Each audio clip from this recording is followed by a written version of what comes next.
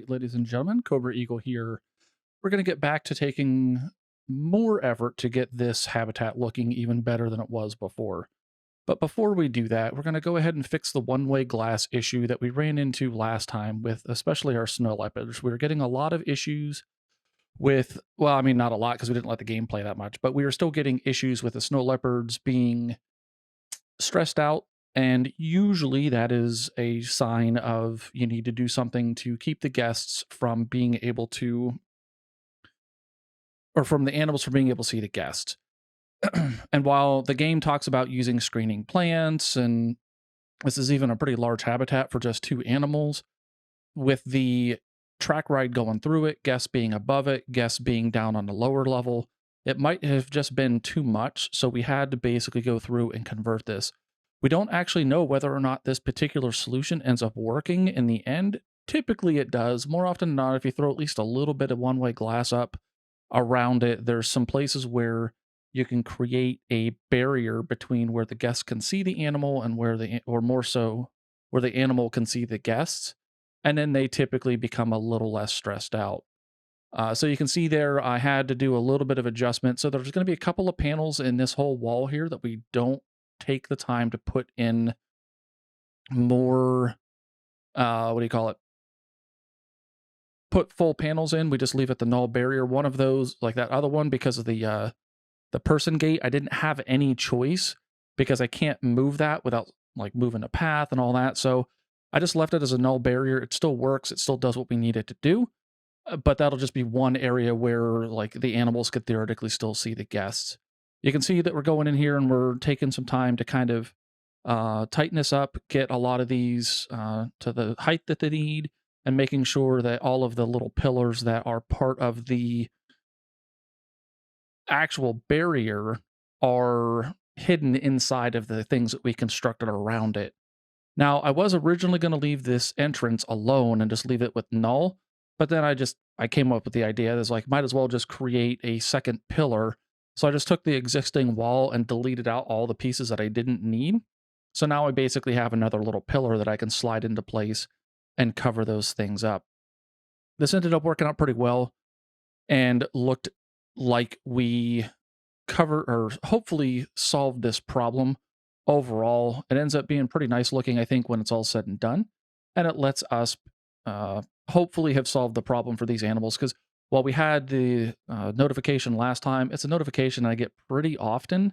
And usually one-way glass is about the only way that I know to solve it. Because even the be quiet signs don't work 100% of the time.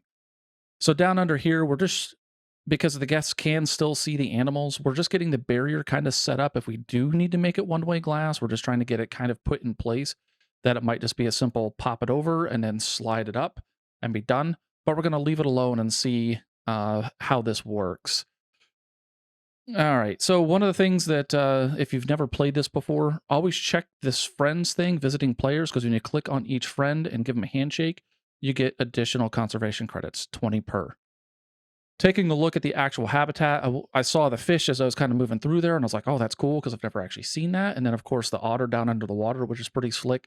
So we're getting a better idea of what is going on in that habitat. But while we were doing that, we found some places where I missed. So we're going to go back through here and fix some things up. And then you'll see that some of the barriers aren't quite lined up properly because I used larger panels than I had originally intended. It wasn't just a simple, like, each panel that I created out of materials in the game had a habitat panel associated with it. Some of them were a little bit longer.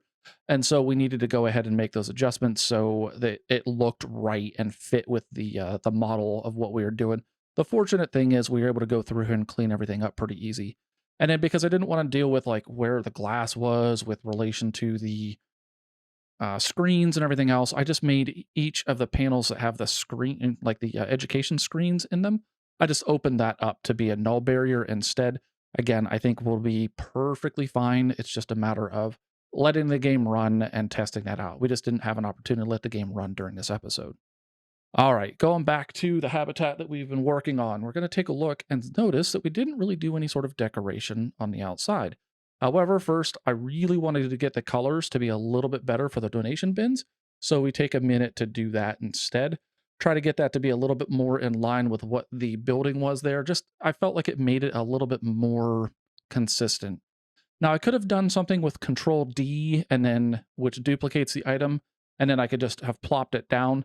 With donation bins, you can't do like a Control X and slide it around because it's a path object, so it has to be on a path or next to a path. So I could have still done Control D to get the colors, or I just went each one by each one. And since I already selected the color, I went ahead and used the color that I needed to for the secondary color to get those stripes right. Now, I needed to get education taken care of because that's another thing that's important when doing these, because otherwise your guests don't learn anything and you need to make sure that you do that. So I was going to hide these speakers kind of under these flowers. So I wanted to make it that they were more or less the same color. And I mean, even if I had left it white, probably not that big of a deal, but I still wanted to hide it there. And the fortunate thing is the giant otters let you have 100% foliage if you want to, so you can get as much coverage in there as you want. So there's plenty of opportunity to go ahead and put stuff down, cover it up with some of the other plants that are the same color, and fix that overall.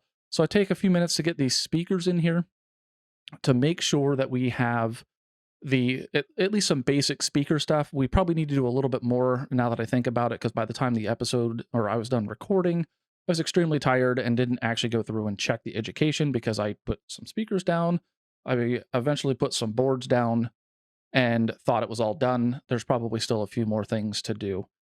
Regardless of which, it's just something to always kind of think about whenever you're doing your builds. Is education is a good way to help get those star ratings up. Also, another good way to learn about Planet Zoo is to subscribe, hit that notification bell, like or dislike the content, and also comment. It's a really good way to tell me what you like, what you don't like, and what other things you'd like to see happen on the channel. So, as I started putting these down, and I put this one obviously on the outside of the barrier, it dawned on me again that I really need to decorate the exterior of this habitat, because just having a path going around a habitat that's just sitting there isn't terribly exciting. It doesn't feel like what a zoo would feel like. It feels kind of very kind of cold and barren. Now, I will say that in my experience, and it's nothing I didn't want to take the time, it's something I didn't want to take the time to build, but in my experience, whenever I've been in a zoo, normally otters are typically inside some sort of building or something like that. And then it's just usually like a glass wall with the water that you can see. So you can see them up under the water. And then there's usually rocks and stuff like that kind of in the background going on. Real quick note, that little bit that you just saw me do there where I popped into the settings and changed the scaling. Every time I change the resolution for the game, it always turns on automatic scaling. I wish it would just be something that I could click off and it stays off, because I would rather it just be at 100%.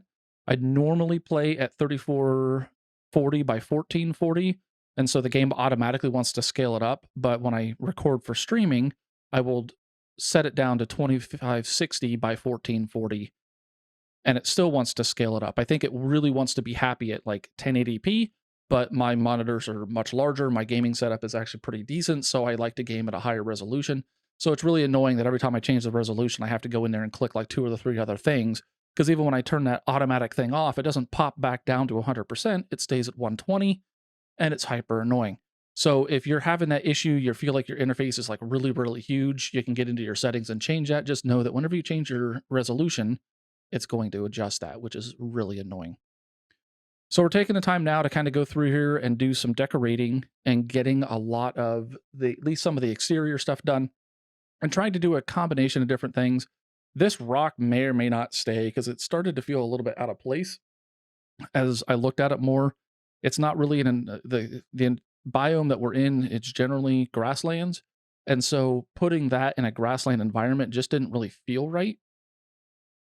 Um, but I went ahead and left it. We did some other grassland, savanna-like rocks, and I just like to try to fill in a lot of the empty space with some sort of foliage or something like that, because normally when I go to a zoo, a lot of the times the path is surrounded by something. There's something there. It's not just this blank open area. And then while the keeper hut that's kind of nested back in that building there is hidden and out of the way, it's still kind of nice to maybe have a little bit of something that separates the where the guests should be on the main path from where the staff will go on that staff path. And while I didn't do anything super crazy or amazing like I did over near our giant panda habitat, and if you haven't seen that, definitely go check out that video. It's linked in the description below so you can see the panda habitat and a lot of the stuff like that, because in the zoo tour, you'll be able to see kind of some of the other things that we've done in this zoo. And since it's been such a long time since I've played, I'm kind of getting back into some of the habits that I needed to be into with this particular zoo. One of the things that I really wanted to do was I wanted to make sure that I did a very good job of decorating things as I went along, instead of coming in here, throwing in animals, trying to earn money, and then decorating at some point later. I'm finding that it does make the guests extremely happy, which is really, really nice. But we have to take into account that it takes time, and it takes a lot of time. I think I ended up recording for about 2 hours, and I don't really feel like I got super far. And we'll actually see that I made a mistake at some point later that we'll just have to deal with, because there's no way to recover it, especially in franchise mode. Once you do it, even if you leave the game, it kind of automatically saves. It's like a perpetual state of the game. I don't even know if like doing an Alt F4 will drop you out or and like let you kind of go back in time a little bit, but it's partly because of the online state that I think it has to do that. So it's a little annoying, but it's just something we deal with. Fortunately, I didn't do anything crazy in the with the mistake that I made. So while we won't get to see it, it's not the end of the world. We do still get to see the final product, which is quite nice.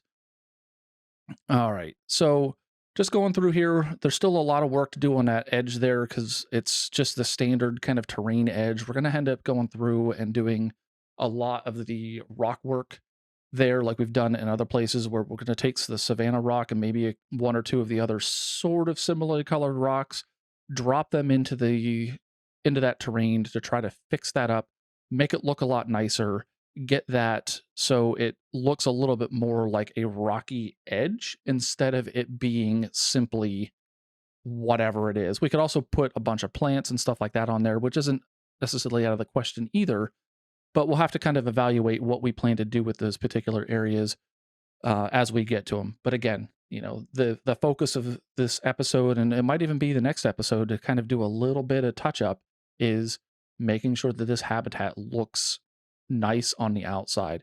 And so you can see that we're just going through, and the reason I normally try to pick plants that fit with the general biome, but with this particular one, knowing that I had a lot of extra, I could go up to 100% with the otters on what they are willing to accept as terrain coverage, and knowing that there was a lot of different variety and a lot of different things to cover, because it is kind of a large habitat, even though they don't have enough deep water, so we might have to make some adjustments there.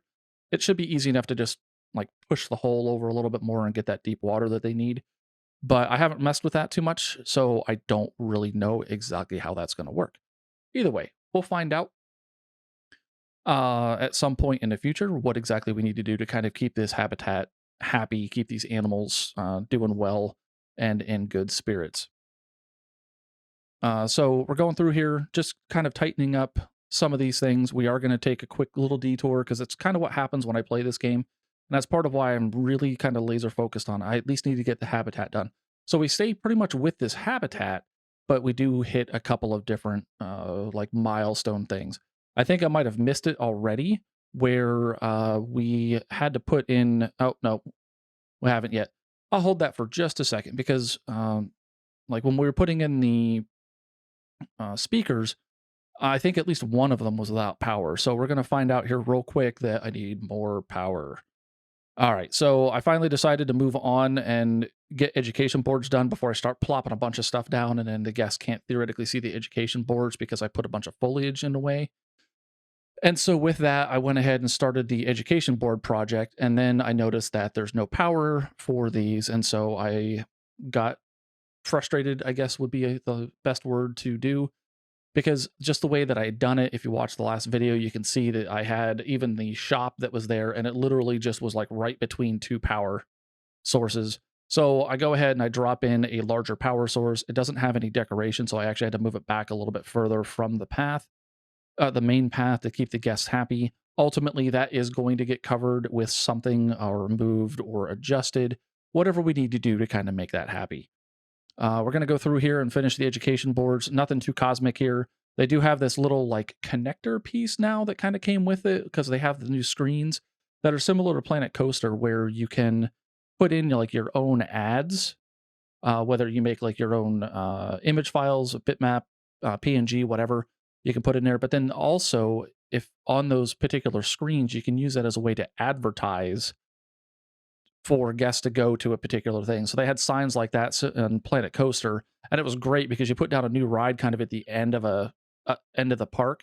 The guests don't typically wander all the way to the end, and you'll see that this habitat, while it's got some guests around it, it would probably have a lot more if we put those up, especially towards the beginning of the zoo to say, "Hey, go check out this thing all the way at the back of the zoo."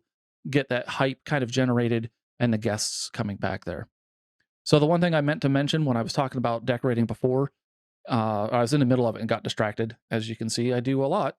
Uh, with the foliage that I selected, I went with something that was compatible with the giant otters. So all the way around, it's foliage that works well with the giant otters to make sure that they were happy. We were able to increase their coverage by quite a bit. I also had to make sure that as we were putting things kind of between, because they share a wall with the doll sheep. I didn't put anything super close there. It wasn't a big deal, but there were a couple of things that I put in one of the corners that I had to be careful and make sure that the snow leopards weren't upset because that was over their habitat.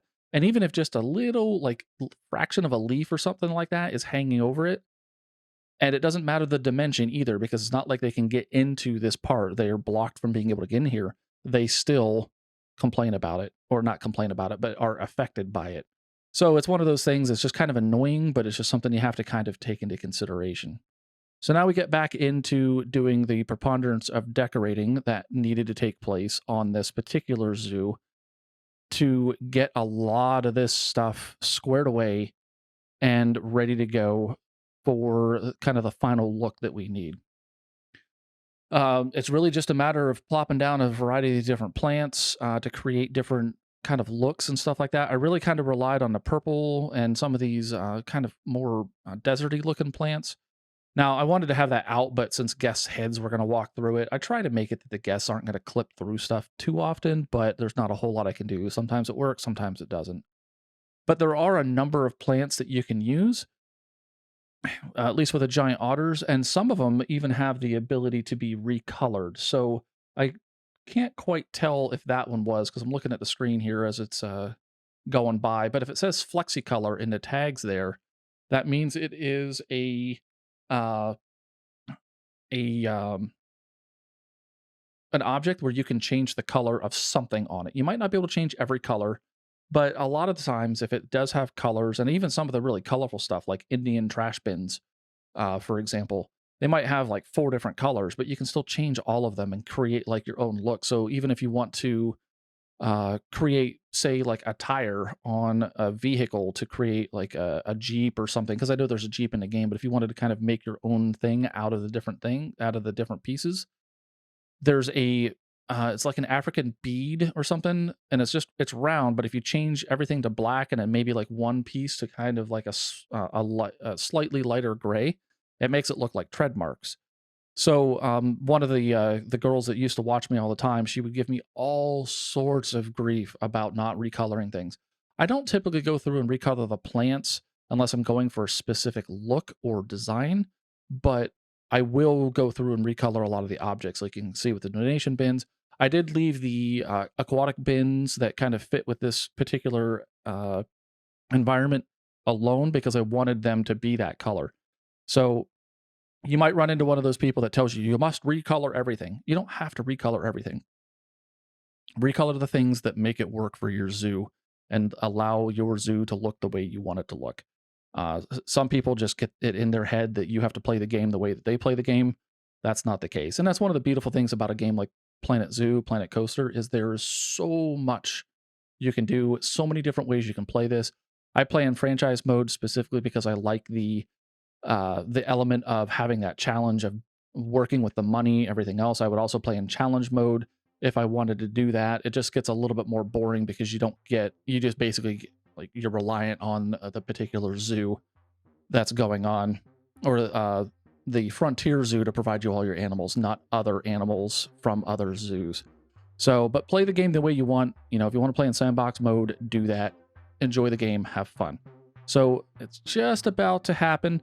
I made a mistake. I was recording with Shadow Play and I like alt tabbed out of the game. I really just clicked on something else and it dropped me. It basically dropped the recording. So if you're ever recording with Shadow Play, that's always something to kind of keep in mind, that if you drop out of the window that it's recording for any reason, it just automatically stops. It's kind of annoying, but it's just something that you need to be aware of. Either way, you can see now this is actually the final look, because ultimately all the rest of the video would have been was putting a bunch more plants down.